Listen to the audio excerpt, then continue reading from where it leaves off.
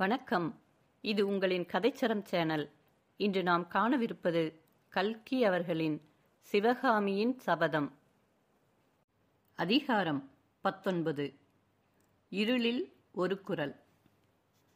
கன நேரம் ஜொலித்து உலகை ஜோதி வெள்ளத்தில் மூழ்கிவித்த மின்னலின் ஒளியிலே புத்தபிக்ஷு ஏரிக்கரையில் நின்று கைகளை தூக்கி பேய் சிரிப்பு சிரித்த காட்சியைக் கண்டதும் சற்று நேரம் குண்டோதரன் பீதியினால் கை கால்களை அசைக்க முடியாதவனாக மரத்தோடு மரமாக நின்றான். பிறகு மனதை திடப்படுத்திக் கொண்டு சேற்றில் தட்டு தடுமாறி கரைமேல் நடந்தான்.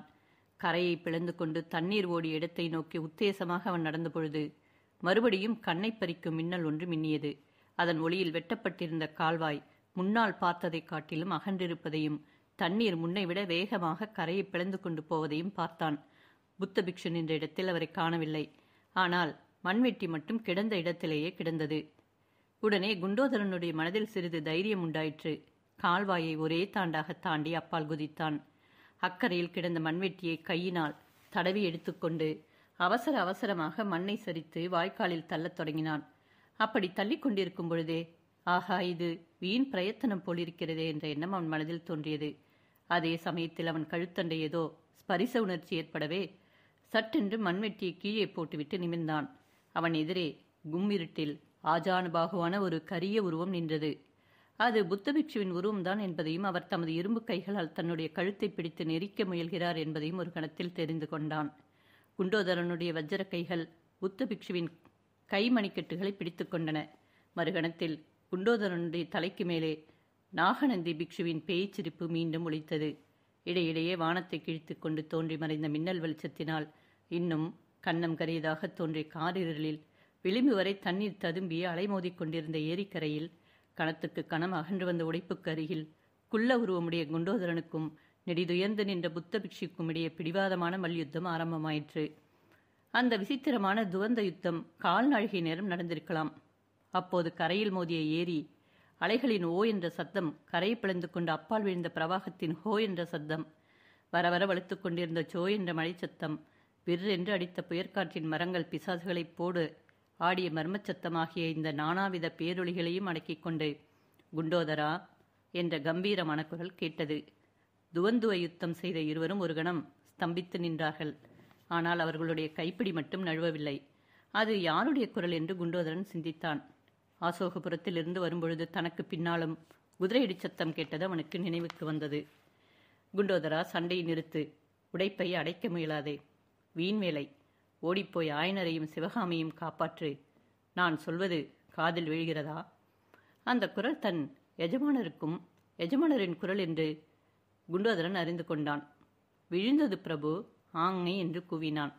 குண்டோதரன் மறுகுரல் கொடுத்தானோ இல்லையோ, இன்னொரு பெரிய மின்னல், 1000 சூரியன் ஒளியை ஒத்து கண்களை குருடாக்கிய மின்னல் மின்னியது. அடுத்தாற்போல ஒரு பேரிடி இடிக்கப் போகிறது என்பதை குண்டோதரன் உணர்ந்தான். இடி முழக்கம் கெட்ட நாகம் போல என்னும் பழமொழி அச்சமயம் அவனுக்கு ஞாபகம் வந்தது. பிக்ஷுவின் கைமணிக்கட்டுகளை அவன் இன்னும் கெட்டியாக பிடித்து கொண்டான். அவன் எதிர்பார்த்தது போலவே இடி இடித்தது. அண்ட பகிரண்டங்கள் எல்லாம் இடிந்து தடதடவென்று தலையிலே விழுவது போல இடித்தது. இடி இடித்து நின்றதும் குண்டோதரனுடைய காதில் அதற்கு முன்னால் கேட்டுக்கொண்டிருந்த அலைச்சத்தம், மழை சத்தம் எல்லாம் ஓய்ந்து மொய் என்ற சப்தம் மட்டும் ஒலித்துக் கொண்டிருந்தது. ஐயோ, காது செவிடாகிவிட்டதா என்ன என்று குண்டோதரன் ஒரு கணம் எண்ணமிட்டான். ஆனால் அதே இடிச்சத்தம் காரணமாக நாகநந்தியின் பிடி தளர்ந்திருக்கிறது என்பதை அவன் தேக உணர்ச்சி சொல்லிற்று. அவ்வளவுதான். தன்னுடைய வஜ்ர சரீரத்தின் முழு பலத்தையும் பிரயோகித்து பிக்ஷுவை ஒரு தள்ளு தள்ளினான். ஏரிக்கரையின் அப்புறத்தில் பிக்ஷு உருண்டு உருண்டு போய் கீழே உடைப்பு தண்ணீரில் பித்து கொண்டிருந்த பள்ளத்தில் தொப்பென்று விழுந்ததை குண்டோதரன் கண்டான். உடனே ஒரு பெரிய அதிசயம் அவனை பற்றி கொண்டது. மின்னல் இல்லாத போது புத்த பிக்ஷு கரையிலிருந்து உருண்டு பள்ளத்தில் விழுந்தது அவனுக்கு எப்படி தெரிந்தது? ஆஹா, இதென்ன வெளிச்சம்! குண்டோதரன் சுற்றுமுற்றும் பார்த்தான். சற்று தூரத்தில் ஒரு பனைமரம் உச்சியில் பற்றி எறிவதைக் கண்டான். அந்த மரத்தின் மேல் இடி விழுந்து தீப்பிடித்துக் கொண்டிருக்கிறது. வெளிச்சத்திற்கு காரணம் அதுதான். பற்றி எரிந்த பனைமரத்தின் வெளிச்சத்தில் குண்டோதரன் இன்னும் சில காட்சிகளை கண்டான். அந்த பனைமரத்தை தாண்டி ஒரு குதிரை அதிவேகமாக போய்க் கொண்டிருந்தது. அந்த குதிரை மேலிருந்தவர் சற்று முன்னால் தனக்கு குரல் கொடுத்தவர் என்பதை உணர்ந்தான். ஏரியின் ஓரமாக இன்னொரு மரத்தில் நாகநந்தி பிக்ஷு வந்த குதிரை கட்டப்பட்டிருப்பதை கண்டான். அதற்கு மேல் வேறொன்றையும் பார்க்க குண்டோதரன் விரும்பவில்லை. அந்த குதிரை இருந்த இடத்தை நோக்கி பாய்ந்து சென்றான். நடுவில் கால் சறுக்கி கீழே விழுந்ததை கூட அவன் பொருட்படுத்தவில்லை. மரத்திலிருந்து குதிரையை அவிழ்த்துவிட்டு அதன் மேல் குண்டோதரன் ஏறினானோ இல்லையோ, பனை மரத்து வெளிச்சமும் அணைந்து விட்டது. அதுவரையில் சிறு துறளாக இருந்த மழை தற்பொழுது பெருமழையாக மாறியது. எத்தனையோ பெருமழையை குண்டோதரன் பார்த்ததுண்டு. ஆனால் அன்றைய இரவு பெய்த மழை மாதிரி அவன் பார்த்ததே இல்லை. வானம் பொத்துக்கொண்டு அதற்கு மேலே தங்கியிருந்த தண்ணீர் தொடதொடவென்று கொட்டுவது போல மழை கொட்டிற்று. ஏரி உடைப்பிற்கும் இந்த பெரு மழைக்கும் பொருத்தம்தான். நல்ல நாள் பார்த்துத்தான் நாகநந்தி திருப்பார்கடலை வெட்டிவிட்டார் என்று குண்டோதரன் எண்ணிக்கொண்டான். எப்படியும் இந்த ஏரி வெள்ளம் அசோகபுரம் போய் சேர்வதற்கு முன்னால் நாம் போய் சேர வேண்டும் என்று தீர்மானித்தான். ஆனால் அந்த தீர்மானத்தை அவனால் நிறைவேற்ற முடியவில்லை. அந்த இருளிலும் மழையிலும் குண்டோதரன் வழி கண்டுபிடித்து குதிரையை நடத்தி கொண்டு அசோகபுரம் போய் சேர்வதற்கு வெகு நேரம் முன்னாலேயே ஏரிக்கரை நெடுந்தூரத்திற்கு நெடுந்தூரம் உடைத்துக்கொண்டு வெள்ளம் பிரளயமாக ஓடத் தொடங்கி அசோகபுரத்தையும் அடைந்துவிட்டது. மாமல்லர் எங்கே? குண்டோதரனுக்கு எச்சரிக்கை செய்துவிட்டு குதிரை மேல் விரைந்து சென்ற மனிதர் யார் என்பதை நேயர்கள் ஊகித்து தெரிந்து கொண்டிருப்பார்கள். சிற்பம், சித்திரம், சங்கீதம் முதலான எல்லா கலைகளிலும் வல்லவராக இருந்தது போலவே யுத்த தந்திர கலையிலும் தேர்ச்சி பெற்றவரும், மாறுவேடம் பூணுவதில் நிகரற்ற சாமர்த்தியம் வாய்த்தவரும், வாதாபியின் சமுத்திரம் போன்ற சைனியத்தை வடபெண்ணை கரையில் 8 மாதம் நிறுத்தி வைத்தவருமான மகேந்திர பல்லவ சக்கரவர்த்தி தான்.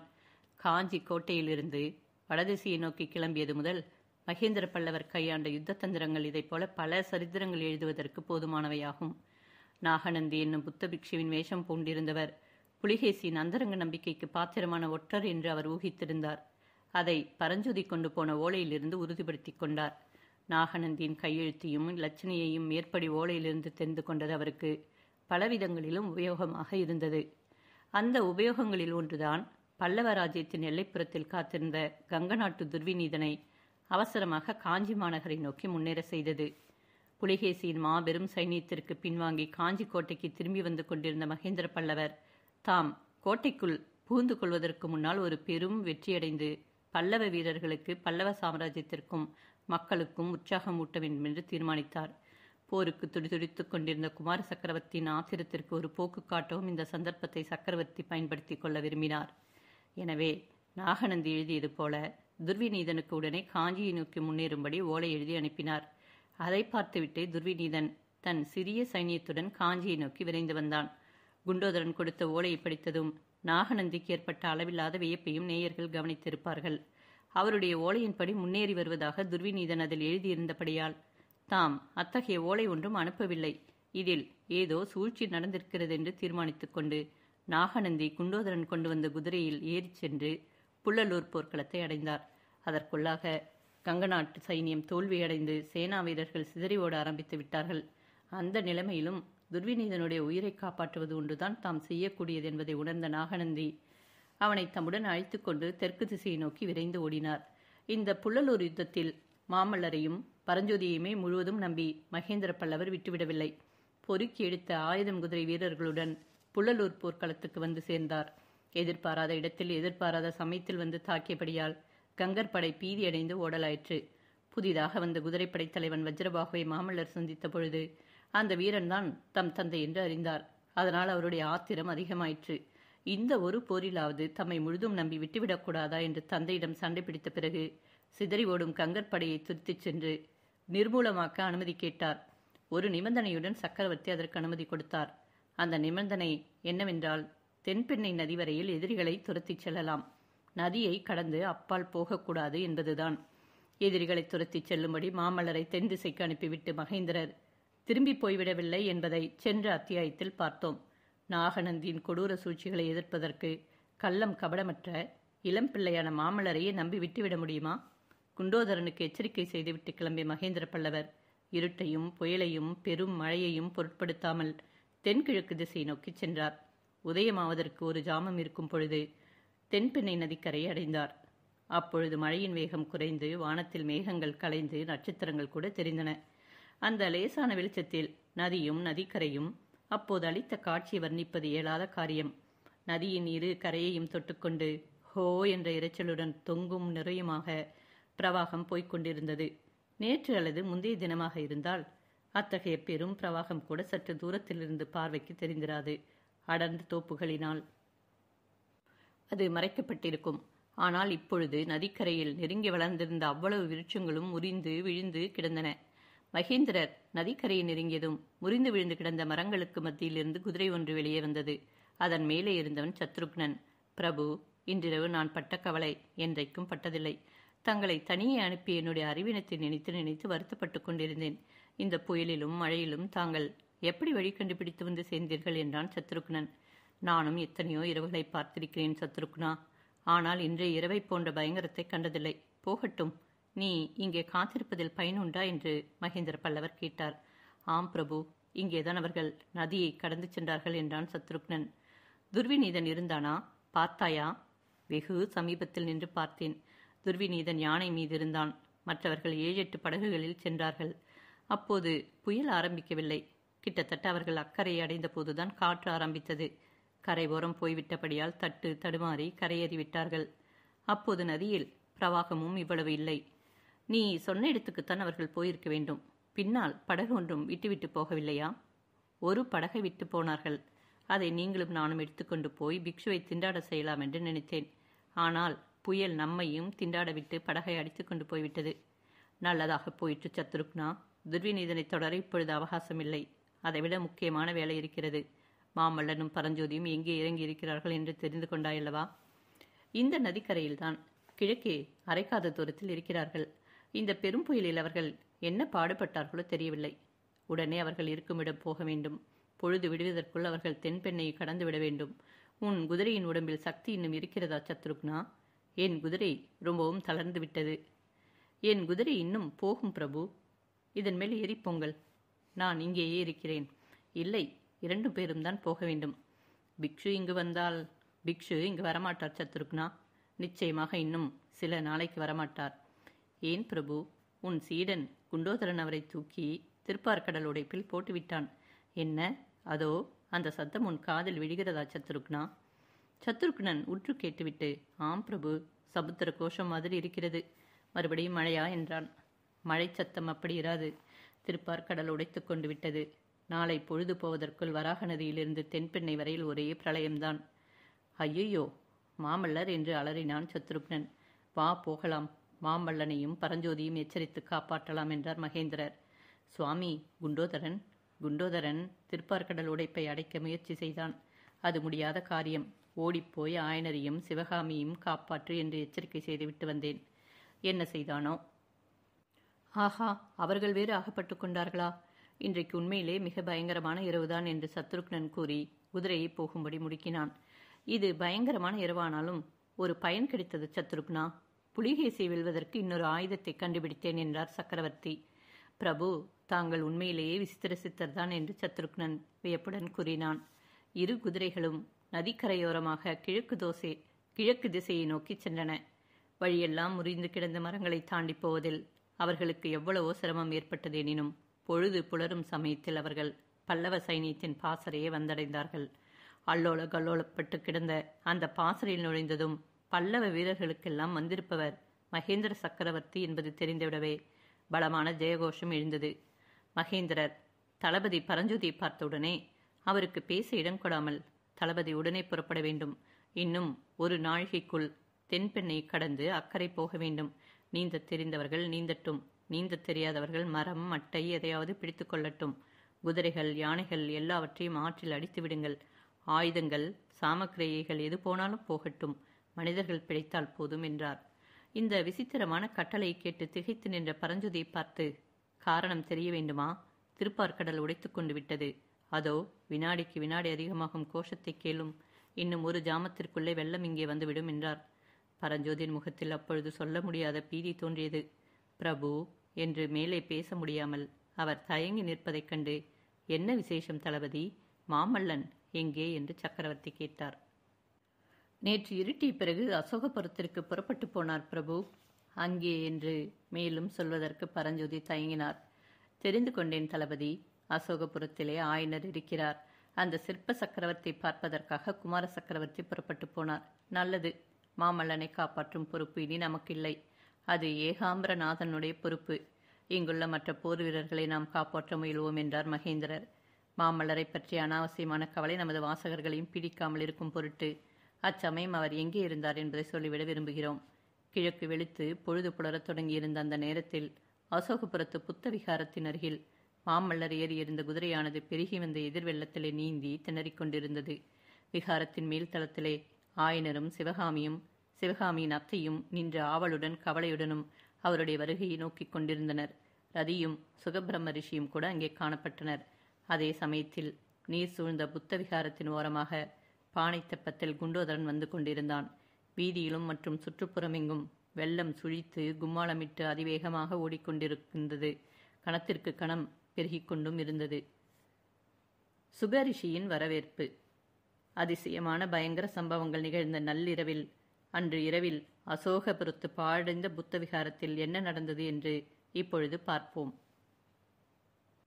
அந்த விகாரத்தில் தன்னந்தனியாக வசித்து வந்த வயோதிக பிக்ஷு இருண்ட சைத்தியத்தில் நாகநந்தியுடன் பேசிவிட்டு திரும்பி வந்த உடனேயே ஆயனரிடம் அங்கிருந்து உடனே புறப்பட்டுச் செல்வது நலம் என்று பிரஸ்தாபித்தார். சிவகாமி அழைத்த ஆயனர் கேட்டபொழுது சிவகாமி ஒரே பிடிவாதமாக அங்கிருந்து கிளம்ப முடியாதென்று சொல்லிவிட்டாள். அங்கே சண்டை நடக்கலாம் என்று பிக்ஷு சொன்னது அங்கே இருப்பதற்கு அவளுடைய ஆவலை அதிகமாக்கிற்று.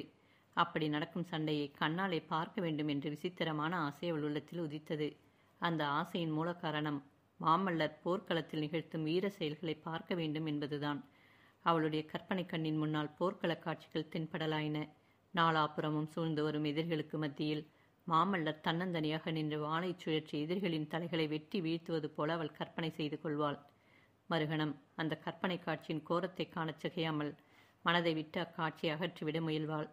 இரவு ஒரு ஜாமம் ஆன பிறகு மறுபடியும் அந்த வயோதிக பிக்ஷு ஓடி வந்து, அபாயம், உடனே கிளம்புங்கள், இல்லாவிட்டால் தப்பி பிழைக்க முடியாது என்று உரத்த குரலில் பரபரப்புடன் கூறினார். அடிகளே, இன்னும் என்ன புது அபாயம் நமக்கு வரப்போகிறது என்று ஆயனர் அவநம்பிக்கையுடன் கேட்டார். இங்கே யுத்தம் நடக்கலாம் என்று நான் முன்னே சொன்னது உண்மையை சொன்னால் ஒருவேளை நீங்கள் நம்ப மாட்டீர்கள் என்றுதான். திருப்பார்கடல் ஏரி உடைத்துக் கொள்ளும் போல் இருக்கிறது என்று கேள்விப்பட்டேன். அதனால்தான் போய்விடலாம் என்று யோசனை சொன்னேன். இப்பொழுது உண்மையாகவே ஏரி உடைத்து கொண்டு விட்டது. உடனே கிளம்புங்கள் என்றார். சுவாமி, ஏரி உடைத்து கொண்டால் என்ன? அதற்காக நாம் ஏன் ஓட வேண்டும் என்று சிவகாமி சாவதானமாக கேட்டாள். திருப்பார்கடல் ஏரியை நீ பார்த்திருந்தால் இப்படி சொல்ல மாட்டாய். நாளை பொழுது விடுவதற்குள் இங்கே எல்லாம் ஒரே வெள்ளமாக இருக்கும் என்றார் பிக்ஷு. சிவகாமி ஆயனர் பக்கம் திரும்பி, அப்பா, நான் வெள்ளமே பார்த்ததில்லை. நாம் இங்கேயே இருந்து வேடிக்கை பார்க்கலாம். பிக்ஷு வேணுமானாலும் போகட்டும் என்றாள். பெண்ணே, அறியாமையால் பிதற்றுகிறாய். வெள்ளம் வந்தால் வேடிக்கையாக இராது. பனைமர உயரம் பிரம்மாண்டமாக வரும். இந்த விகாரம் சைத்தியம் எல்லாம் மூழ்கி போய்விடும். அப்புறம் என்ன வேடிக்கை பார்க்கிறது? சுவாமி, அவ்வளவு நிச்சயமாக சொல்லுகிறீர்களே, தங்களுக்கு எப்படி தெரியும் என்று ஆயனர் கேட்டார். 10 வருடத்திற்கு முன்னால் இப்படித்தான் ஒரு தடவை திருப்பார்கடல் ஏரி உடைப்பு எடுத்துக் கொண்டது. அப்பொழுது நானே பார்த்திருக்கிறேன்.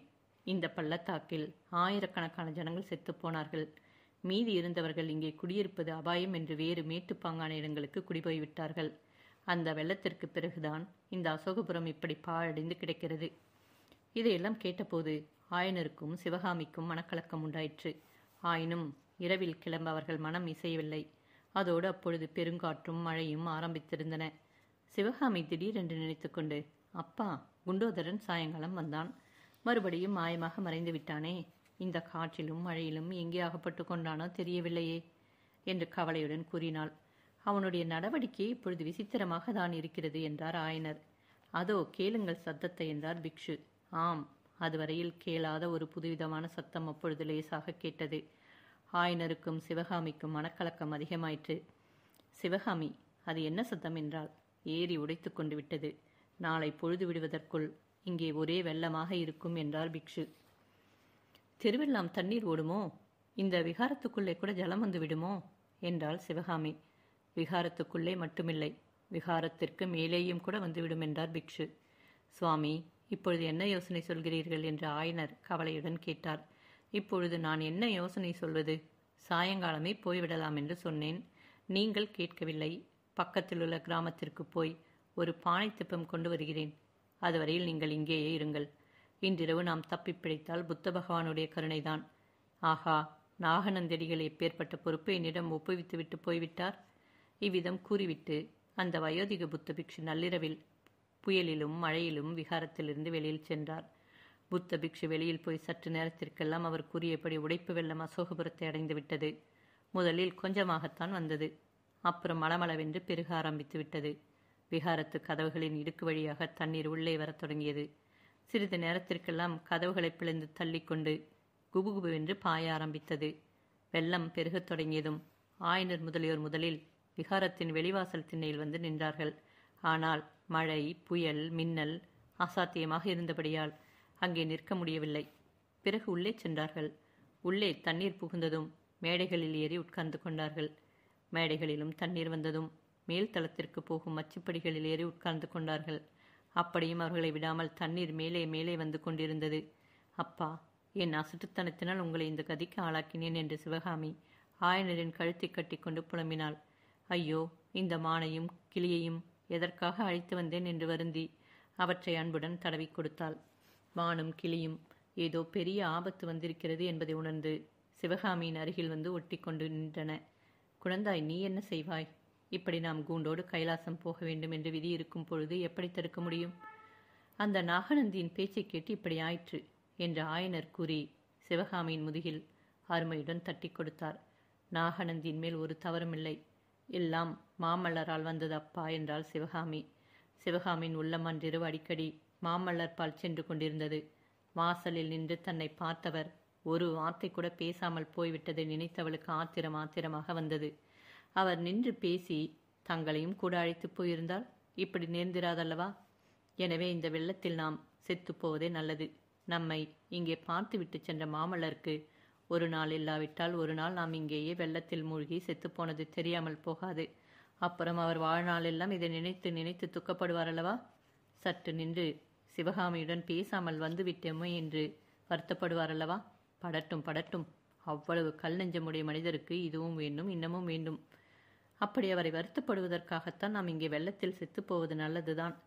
ஆனால் பாவம், அப்பாவும் அத்தையும் ரதியும் ஏன் இந்த கதிக்கு உள்ளாக வேண்டும்? பகவானே, திடீரென்று ஏதாவது ஒரு அற்புதம் நேரக்கூடாதா? தன்னை தவிர மற்றவர்கள் உயிர் பிழைக்கக்கூடாதா? நான் மட்டும் சாகக்கூடாதா? தன்னுடைய துரதிருஷ்டம், தலைவிதி அவர்களையும் ஏன் பற்ற வேண்டும்? இப்படிப்பட்ட எண்ணங்களில் எவ்வளவு நேரம் போயிருக்கும் என்று தெரியாது. புயலும் மழையும் கொஞ்சம் ஓய்ந்திருப்பது போல தோன்றியது. மச்சுக்கு போய் பார்க்கலாம் என்று நினைத்து எல்லாரும் மேலே போனார்கள். உண்மையாகவே புயல் ஓய்ந்து மழையும் விட்டிருந்தது. சிறு தூறல்தான் தூறியது. கீழ்த்திசையில் பரவியிருந்த மங்கலான வெளிச்சம் விரைவில் உதயமாகப் போகிறது என்பதை காட்டியது. அந்த உதய நேரத்து ஒளியில் ஆயனர் முதலியோர் சுற்றுமுற்றும் பார்த்த பொழுது அவர்கள் என்றும் பாரா அதிசயமான காட்சி தெரிந்தது. எங்கெங்கும் ஒரே தண்ணீர் பிரவாகமாக இருந்தது. சற்று தூரத்தில் இருந்த கிராமத்து குடிசை வீடுகளின் கூரையை தொட்டுக்கொண்டு வெள்ளம் ஓடிற்று. வீட்டு கூரைகளும் வைக்கோல் போர்களும் பெரிய பெரிய விருட்சங்களும் அந்த பெருவெள்ளத்தில் மிதந்து சென்றன. சிவகாமியின் உள்ளத்தின் அந்தரங்கத்தில் ஒருவேளை எங்கிருந்தாவது எப்படியாவது மாமல்லர் நம்மை காப்பாற்றுவதற்காக வரக்கூடாதா என்ற எண்ணம் தோன்றியது. வீண் ஆசை என்று அவளே தன்னை திருத்திக் கொள்ள முயன்றாள். ஆனால் இதென்ன விந்தை? கனவு காண்கிறோமா? சித்தப்பிரமையா? அல்லது உண்மைதானா? நடக்காத காரியம் நடக்கிறதே. கைகூடாத ஆசை கைகூடுகிறதே. அதோ வெள்ளத்தில் நீந்தி கொண்டு வரும் குதிரை மேல் இருப்பவர் மாமல்லர் தானே? கண்களே, சரியாக பாருங்கள். நெஞ்சே, கொஞ்சம் நிதானித்துக்கொள். ஆம், அவர்தான், சந்தேகமில்லை. நடராஜ பெருமானே, பராசக்தி தாயே, அருள் புரியுங்கள். மீதியுள்ள தூரத்தை அவர் அபாயமில்லாமல் கடந்து வந்து சேர வேண்டும். அப்பா, யார் வருகிறார் என்று பார்த்தீர்களா? அத்தை, நீ பார்த்தாயா? ரதி, உனக்கு கண் தெரிகிறதா? சுகப்பிரம ரிஷியே உமக்கு வாயடைத்து போய்விட்டதா என்ன? உண்மையில் சுகப்பிரம ரிஷிக்கு வாயடைத்து போகவில்லை. 2-3 தடவை தலையை அந்தப்புறமும் இந்தப்புறமும் வளைத்து பார்த்துவிட்டு சுகப்பிரம ரிஷி மாமல்லர் என்று கூறி வரவேற்பு கூறிது. பானை தெப்பம். வரவேற்பு குரலை கேட்டதும் மாமல்லரின் முகத்தில் புன்னகையின் சாயல் தோன்றியது. சிவகாமி கிளியை அடிப்பதற்காக கையை ஓங்க, கிளி அவளுடைய அடிக்கு தப்பி இறகுகளை சடசடவென்று அடித்துக்கொண்டு ஒரு வட்டமிட்டு வந்து சிவகாமியின் தோள்களில் உட்கார்ந்த காட்சி அவருடைய முகமலர்ச்சியை அதிகமாக்கியது. அச்சமயம் விகாரத்தின் ஓரமாக பானை தப்பத்தில் வந்து கொண்டிருந்த குண்டோதரனை மாமல்லர் பார்த்தார். கையில் சமிக்கை நான் நில்லு என்று ஆணையிட்டார். அதே நேரத்தில் மேலே இருந்து குனிந்து பார்த்த சிவகாமி, அப்பா, இதோ குண்டோதரனும் வந்து விட்டானே, பானை தெப்பம் கொண்டு வருகிறான் என்று கூறி கையை கொட்டி மகிழ்ந்தாள். இரவெல்லாம் அவளுடைய மனதில் குடிக்கொண்டிருந்த கவலையும் பீதியும் மறைந்து இப்பொழுது ஏதோ பெரிய வேடிக்கையில் ஈடுபட்டிருப்பது போன்ற குதூகலம் தென்பட்டது. தெப்பம் விகாரத்தின் தூண்களின் மீது இடிக்காதபடி குண்டோதரன் அதை சாமர்த்தியமாக திருப்பி விட்டு கொண்டு மாமல்லரின் குதிரை அண்டை வந்தான். பிரபு, படகுக்கு வந்து விடுங்கள் என்றான்.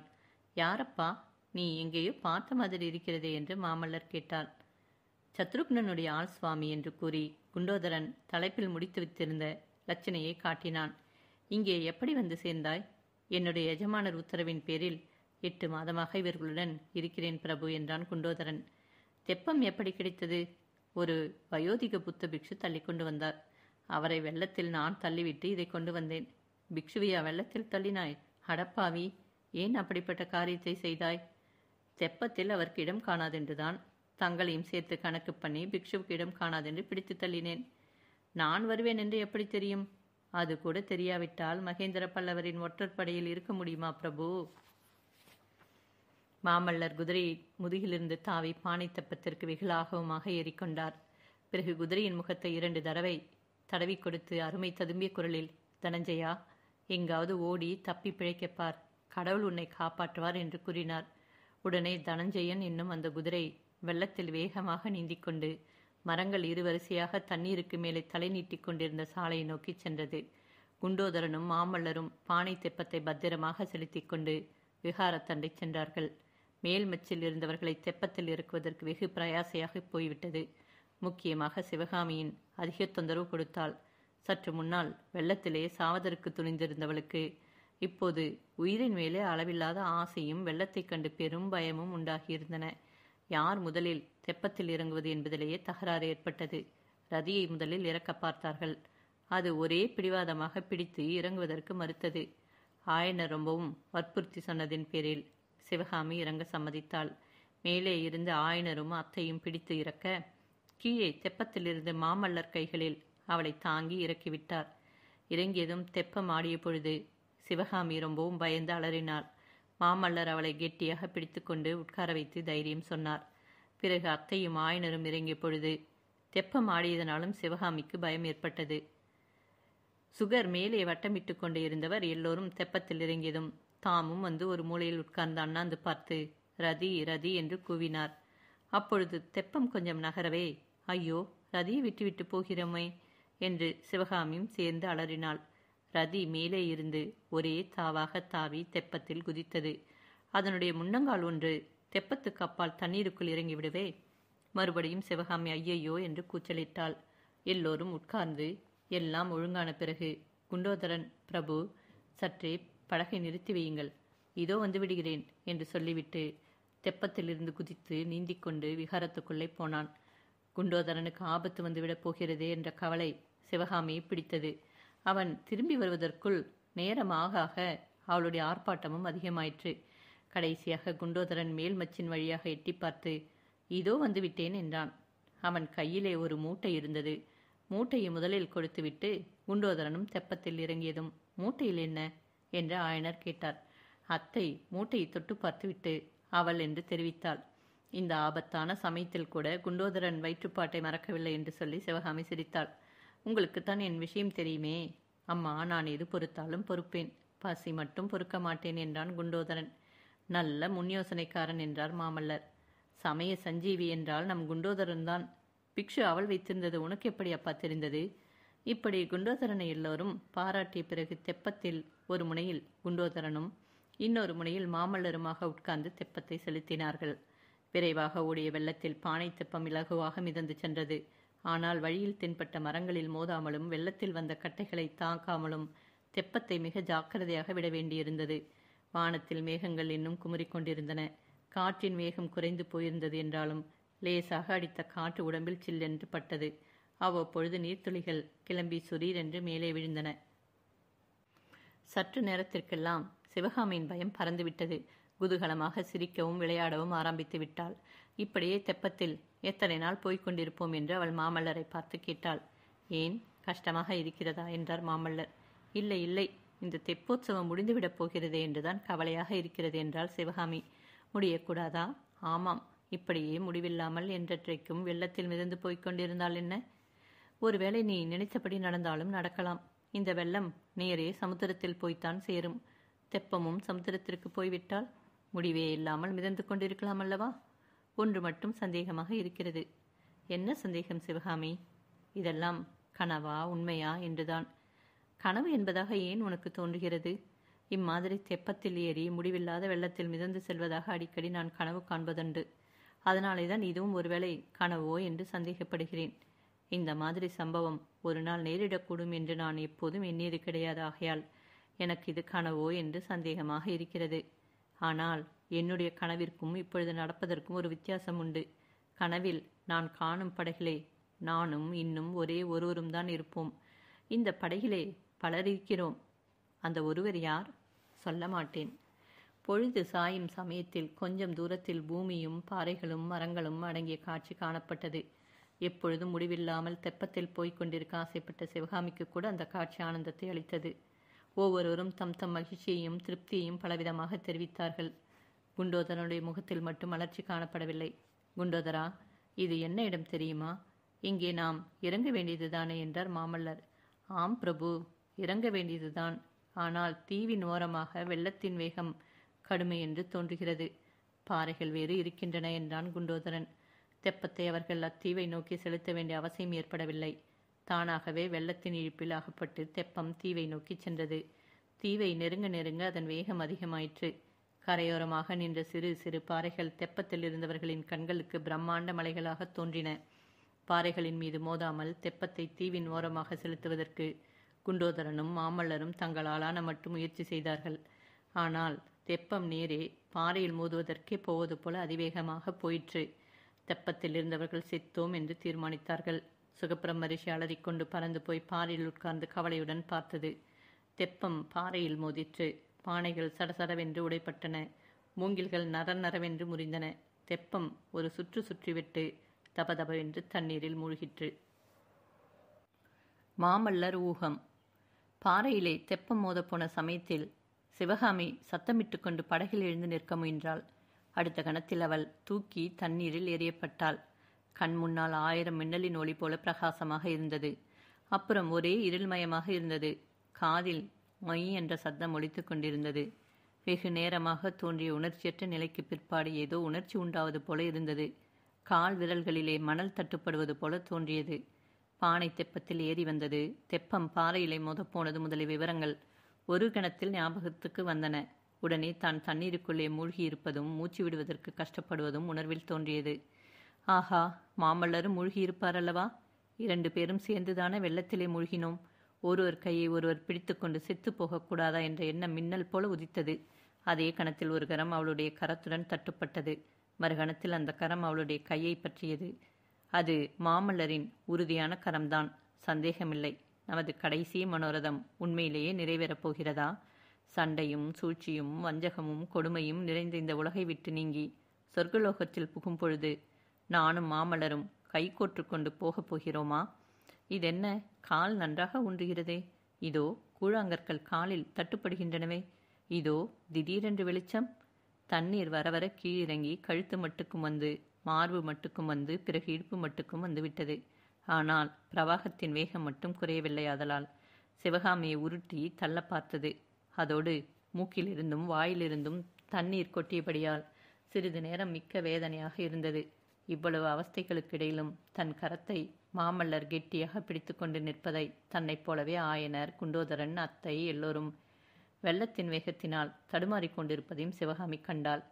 சுகர் வட்டமிட்டு கொண்டு கீச் கீச் என்று கத்துவதையும், ரதி எப்படியோ வெள்ளத்திலிருந்து பிழைத்து கரை மீதிருந்த பாறையில் தலையை வைத்து கொண்டு ஏற முடியாமல் கால்களை உதைத்துக் கொள்வதையும் பார்த்தாள். பானை தெப்பம் மோதிய இடத்தில் வெள்ளத்தின் வேகத்தினால் பெரிய பள்ளம் ஏற்பட்டிருந்தது. ஆனால் அடுத்தாற்போல சமீபத்திலேயே ஆழம் குறைந்து தண்ணீர் மேட்டுப்பாங்கான இடத்தில் பரவி பறந்து சென்றது. இக்காரணத்தினால் எல்லோரும் தப்பி பிழைத்தது சாத்தியமாயிற்று. எல்லோரும் தட்டு தடுமாறி கரை ஏறியானதும் ஐயோ போச்சே என்றான் குண்டோதரன். மற்றவர்கள் திடுக்கிட்டு அவனை பார்த்தார்கள். என்ன போய்விட்டது என்று ஆயனர் கேட்டதும் அவள் முட்டை போச்சே என்றான். சற்று நேரம் எல்லோரும் கொல்லென்று சிரித்தார்கள். பிறகு புருஷர்களும் ஸ்திரீகளும் துணிகளை பிழிந்து உலர்த்தி கட்டிக்கொள்வதற்காக வெவ்வேறு திசை நோக்கி சென்றார்கள். குண்டோதரனும் குமார சக்கரவர்த்தியும் ஒரு பக்கமாக போன பொழுது, குண்டோதரா, அவள் மூட்டை போனதை பற்றி அழுகிறாயே? தெப்பம் போய்விட்டதே, அதற்கு என்ன செய்வது என்று மாமல்லர் கேட்டார். பிரபு, நல்ல வேளையாக இந்த பாறை பிரதேசத்தில் தெப்பம் மோதி கவிழ்ந்ததே என்று எனக்கு சந்தோஷமாக இருக்கிறது. இல்லாவிடில் கடலில் போய்த்தானே சேர வேண்டும். சமுத்திரத்து அலைகளிலே இந்த பானை தெப்பம் என்ன செய்யும் என்றான் குண்டோதரன். இருந்தாலும் தெப்பத்தையும் காப்பாற்றியிருக்கலாம். நீ மட்டும் இன்னும் கொஞ்சம் லாகவமாக சுழி போட்டிருந்தாள். அப்படி அவசியம் வேண்டுமென்றால் அதோ கிராமம் தெரிகிறதே, அங்கே பானைகள் சம்பாதித்து தெப்பம் கட்டி கொள்ளலாம் பிரபு. ஆனால் இப்பொழுது தெப்பம் எதற்கு? இந்த வெள்ளம் அடங்குகிற வரையில் இங்கேயே இருப்பதுதான் நல்லது. அழகுதான் குண்டோதரா. என் சைனியத்தை எங்கேயோ விட்டுவிட்டு நான் இங்கே இருக்க வேண்டுமென்றா சொல்லுகிறாய்? இவர்களை ஒரு பத்திரமான இடத்தில் சேர்த்தவுடனே நாம் இதே தெப்பத்தில் புறப்படலாம் என்று எண்ணியிருந்தேன். புறப்பட்டு என்ன பிரயோஜனம் பிரபு? இந்த பெரு வெள்ளத்தில் எங்கே போகிறது? என்ன செய்வது? சைனியம் தாங்கள் விட்ட இடத்துல இருக்கும். தென்பெண்ணை கரையெல்லாம் இப்பொழுது ஒரே வெள்ளக்காடாக இருக்குமே. அதனால்தான் அவசியம் நான் போக வேண்டும். பரஞ்சோதியும் மற்றவர்களும் என்னை பற்றி என்ன நினைப்பார்கள்? என்ன நினைப்பார்கள்? தாங்கள் பத்திரமாக இருக்க வேண்டுமே என்றுதான் நினைப்பார்கள். அவர்களை பற்றி தங்களுக்கு சிறிதும் கவலை வேண்டியதில்லை. ஏறி உடைத்து கொண்ட செய்தி அவர்களுக்கு நல்ல சமயத்தில் போய் சேர்ந்திருக்கும். துணிகள் உலர்ந்து கொண்டிருக்கையில் குண்டோதரன் தன்னுடைய வரலாற்றை மாமல்லருக்கு விவரமாக கூறினான். நாகானந்தி விஷயமாக ஆதியில் சக்கரவர்த்திக்கு சந்தேகம் ஏற்பட்டு அதன் பேரில் ஆயனர் வீட்டுக்கு சத்ருக்னன் தன்னை காவல் போட்டதில் தொடங்கி முதல் நாள் இரவு நாகநந்தி தொடர்ந்து ஏரிக்கரைக்கு போய் அவருடன் துவந்த யுத்தம் செய்தது வரையில் விவரித்தான். அப்பொழுது ஒரு அதிகார குரல் தன்னை எச்சரித்ததையும் அதன்படியே தான் திரும்பி வந்து வயோதிக புத்த பிக்ஷுவை வெள்ளத்தில் தள்ளிவிட்டு தெப்பத்தை கைப்பற்றி கொண்டு வந்ததையும் விவரமாக கூறி முடித்தான். குண்டோதரன் கூறியதையெல்லாம் கேட்டு மகேந்திர பல்லவரின் முன் யோசனையிலும் ராஜதந்திரத்திலும் மாமல்லருக்கு இருந்த மதிப்பு பன்மடங்கு அதிகமாயிற்று. குண்டோதரனுடைய சாமர்த்தியத்தை பற்றியும் அவர் மிக வியந்து பாராட்டினார். ஆனால் நீ அந்த வயோதிக பிக்ஷுவை தெப்பத்திலிருந்து தள்ளியது மட்டும் எனக்கு பிடிக்கவில்லை குண்டோதரா. அந்த பாவத்தை ஏன் செய்தாய் என்று கேட்டார். அது பாவமில்லை பிரபு, பெரிய புண்ணியம். அவன் புத்த பிக்ஷுவும் இல்லை, ஒன்றுமில்லை. காஞ்சி நகர தெற்கு கோட்டை வாசலில் காவலனாக இருந்தவன் இந்த நாகநந்தியின் வலையிலே விழுந்து தேச துரோகியாகிவிட்டான். அவனை வெள்ளத்தில் தள்ளியது போதாது, அவன் தலையில் ஒரு கல்லையும் தூக்கி போட்டிருக்க வேண்டும் என்றான் குண்டோதரன். அப்படியானால் எல்லாவற்றிற்கும் மூல காரணமான நாகநந்தியை ஏன் உயிரோடு விட்டாய்? அவனையும் கொண்டு விடுவதற்கென்ன என்று மாமல்லர் கேட்டார். பிரபு, எப்படியும் அந்த நாகப்பாம்பை கொண்டு தீர்த்து விடுவது என்றுதான் எண்ணியிருந்தேன். ஆனால் சண்டையை நிறுத்து என்று இருளில் கேட்ட அதிகார குரலின் கட்டளையை மீற முடியவில்லை. ஆகையினால்தான் உடைப்பிலை தள்ளிவிட்டு வந்தேன். யார் கண்டார்கள்? உடைப்பு வெள்ளத்தில் அந்த வேஷதாரி பிக்ஷு முழுகி ஒழிந்து போயிருக்கலாம் அல்லவா? கூடாது குண்டோதரா, கூடாது. அப்பேற்பட்ட பாதகனுக்கு அவ்வளவு சுலபமான மரணம் கூடாது. அந்த கள்ள பிக்ஷுவால் ஆயனரும் சிவகாமியும் எப்பேற்பட்ட அபாயத்திற்கு உள்ளாகிவிட்டார்கள். பிரபு, மன்னிக்க வேண்டும். நாகநந்தியை பற்றி இவர்களிடம் ஒன்றும் பிரஸ்தாபிக்காமல் இருப்பதே நலம். இவர்களுக்கு விஷயம் ஒன்றும் விளங்காது. வீணில் மனத்துன்பம் அடைவார்கள். மாமல்லர் அதற்கு ஒப்புக்கொண்டார். பிறகு ஏரிக்கரையில் உனக்கு கட்டளையிட்ட குரல் யாருடையது என்று தெரியவில்லையா என்று கேட்டார். ஊகித்தேன் பிரபு, ஆனால் தங்களிடம் சொல்ல தைரியமில்லை. மன்னிக்க வேண்டும் என்றான் குண்டோதரன். எச்சரித்தவர் மகேந்திர சக்கரவர்த்தியாக இருக்குமோ என்ற எண்ணம் ஏற்கனவே அவர் மனதில் தோன்றியிருந்தது. குண்டோதரனும் அப்படியே ஊகிக்கிறான் என்று இப்பொழுது தெரிந்தது. மாமல்லரின் உள்ளத்தில் மகிழ்ச்சி, வெட்கம், வேதனை ஆகிய உணர்ச்சிகள் ஏக காலத்தில் உதயமாயின. குண்டோதரனை எச்சரித்தது மகேந்திர சக்கரவர்த்தியாயிருக்கும் பட்சத்தில் சைனியத்தை பற்றி கவலைப்பட வேண்டியதில்லை. எல்லோரும் காப்பாற்றப்பட்டிருப்பார்கள். ஆனால் தம்மிடம் நம்பிக்கை இல்லாமல் தானே அவர் தொடர்ந்து வந்திருக்க வேண்டும். அதற்கு தகுந்தாற் போல அல்லவா இருக்கிறது நம்முடைய காரியமும். நதிக்கரையிலே சைனியத்தை நிறுத்திவிட்டு தனியாக வந்து வெள்ளத்திலேயும் சிக்கிக் கொண்டோமே அல்லவா? சக்கரவர்த்தியை மறுபடியும் சந்திக்கும் பொழுது அவர் முகத்தை எவ்விதம் ஏறிட்டு பார்ப்பது? இதற்கு மாறாக இன்னொரு வித சிந்தனையும் உண்டாயிற்று. எது எப்படி வேண்டுமானாலும் போகட்டும், என்ன அபகீர்த்தி அவமானம் ஏற்பட்டாலும் ஏற்படட்டும், இந்த ஒரு நாள் ஆனந்த வாழ்வுக்காக எதைத்தான் சகித்து கொள்ளக்கூடாது? இனி வருங்காலமெல்லாம் இந்த ஒரு தினத்தின் இன்பமயமான வாழ்க்கையை நினைத்து நினைத்து பார்த்து மகிழ்ச்சி அடையலாம் அல்லவா? பிரபு, நடந்தது நடந்துவிட்டது. இனிமேல் நடப்பதை பற்றித்தானே யோசிக்க வேண்டும் என்று குண்டோதரன் கூறி மாமல்லரின் சிந்தனையை கலைத்தான். வேறு என்ன யோசனை செய்ய இருக்கிறது? வெள்ளத்திலே வந்து மாட்டிக்கொண்டு விட்டோம். இங்கிருந்து போகும் வழியை தேட வேண்டும். பிரபு, இன்றிரவு தங்குவதை பற்றி முதலில் யோசிப்போம். திறந்த வெளியில் தங்க முடியாதல்லவா? இரவு மழை பிடித்து கொண்டால் என்ன செய்வது? எங்கே தங்கலாம் என்று நினைக்கிறாய்? அதோ சற்று தூரத்தில் ஒரு கிராமம் தெரிகிறது. அங்கே போய் நான் முதலில் விசாரித்து கொண்டு வருகிறேன். அப்படியே செய் என்றார் மாமல்லர். அப்பொழுது மாமல்லர் மாமல்லர் என்று சுகரிஷியின் குரல் கேட்டது. அந்த குரல் வந்த வழியே சென்ற மாமல்லர் பாறை அருகில் மகிழ மரத்தடியில் சிவகாமி தனியாக உட்கார்ந்திருப்பதை கண்டார். அவள் அருகில் தாமும் உட்கார்ந்தார்.